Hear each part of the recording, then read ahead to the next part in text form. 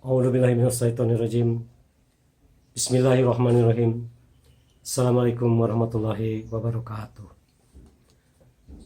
Sahabat-sahabat titik embun yang saya cintai, sahabat-sahabat titik embun yang luar biasa. Pada kesempatan ini, titik embun akan menyampaikan sebuah kisah tentang sebuah sumur dan jiwa yang tenang. Ribuan tahun yang lalu, di zaman Rasulullah SAW dan para sahabatnya, kota Madinah sedang mengalami paceklik berat. Di sana ada sebuah sumur, namanya Sumur Raumah, yang dimiliki oleh seorang Yahudi. Setiap harinya, kaum muslimin mengantri untuk membeli air dengan harga yang sangat mahal di sumur itu. Rasulullah SAW yang sangat mencintai umatnya merasa prihatin dengan kejadian ini. Kemudian beliau mengumpulkan para sahabatnya dan beliau bersabda, "Wahai sahabat-sahabatku, siapa saja di antara kalian yang menyumbangkan hartanya untuk dapat membebaskan sumur itu, lalu menyumbangkannya untuk umat, maka akan mendapat surganya Allah." Hadis riwayat Muslim. Saat itu Utsman bin Affan, sahabat tercinta Rasulullah SAW, berdiri. "Ya Rasulullah, hamba akan mencoba membeli dari orang Yahudi itu." Singkat cerita, sahabat Utsman bin Affan radhiyallahu anhu menemui orang Yahudi pemilik sumur Raumah itu. "Hei Fulan, saya akan beli sumur itu." Utsman menawarnya dengan harga yang tinggi. Namun sayang, orang Yahudi itu menolaknya. Kemudian Utsman bin Affan yang terkenal kaya raya meningkatkan lagi atau menaikkan lagi harga penawarannya dengan lebih tinggi. Namun sekali lagi orang Yahudi itu menolaknya. Karena orang Yahudi itu berpikir apabila sumur ini dijual, maka dia tidak akan memiliki penghasilan setiap harinya. Utsman bin Affan yang sudah ditolak 2 kali penawarannya untuk membeli sumur Raumah itu, pikiran cerdasnya keluar. "Ya Fulan, bagaimana kalau begini? Saya beli kepemilikan sumur itu setengahnya. Artinya sumur ini milik berdua. Hari ini milik saya dan besok milik Anda. Bagaimana?" Si orang Yahudi berpikir, pikirannya enak juga. Uang dapat, sumur masih milik, walaupun milik setengahnya. Maka terjadi transaksi jual beli. Sumur Raumah itu dimiliki oleh sahabat Utsman bin Affan radhiyallahu anhu dengan harga 20 dirham.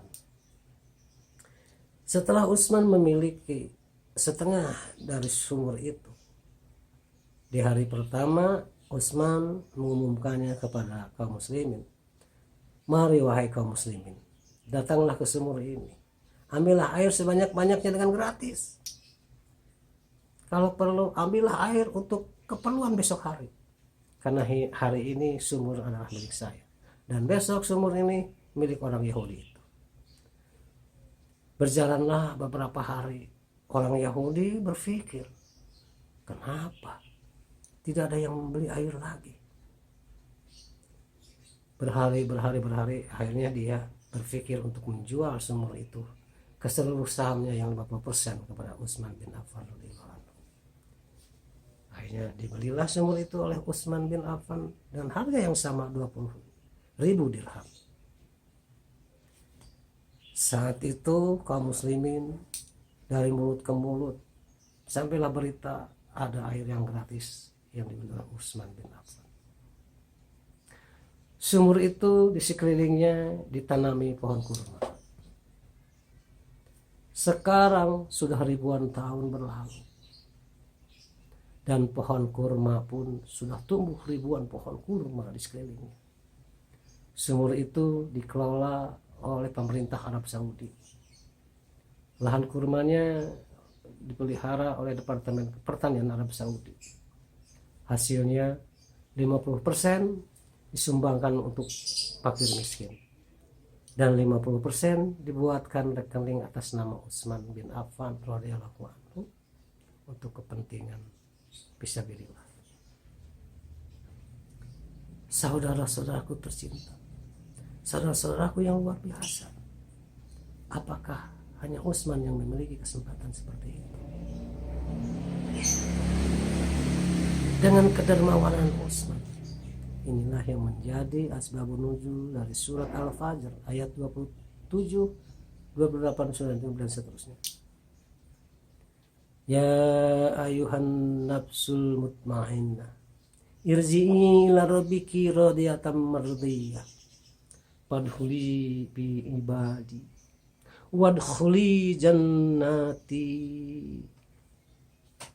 Wahai jiwa yang tenang, kembalilah kepada Tuhanmu dengan hati yang puas lagi diridhoi. Utsman saat itu memiliki hati yang tenang. Demikian pun Rasulullah SAW. Demikian pun sahabat-sahabat yang lainnya. Demikian pun seluruh hati kaum muslimin, muslimat memiliki jiwa yang tenang, puas karena dapat memenuhi kebutuhan air saat itu.